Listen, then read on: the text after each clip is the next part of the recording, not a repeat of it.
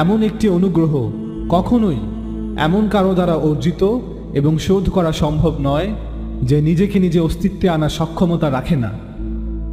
অতএব আপনার এই জীবনের জন্য, এই মুহূর্তগুলোর জন্য, আপনার অস্তিত্বের প্রতিটি অভিজ্ঞতা আর অনুভবের জন্য, এইমাত্র অতীত হয়ে যাওয়া মুহূর্তটির জন্য কৃতজ্ঞ থাকুন।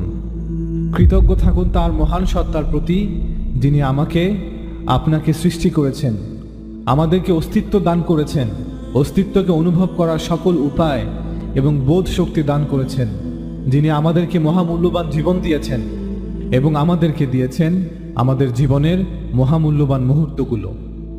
তিনি আল্লাহ, যিনি তোমাদেরকে তোমাদের মাতৃগর্ভ থেকে এমন অবস্থায় বের করেছেন যে তোমরা কিছুই জানতে না, এবং তিনি তোমাদের জন্য শ্রবণ শক্তি, দৃষ্টিশক্তি ও অন্তঃকরণ সৃষ্টি করেছেন, যাতে করে তোমরা হয়তো কৃতজ্ঞ হবে তোমাদের সৃষ্টিকর্তার প্রতি।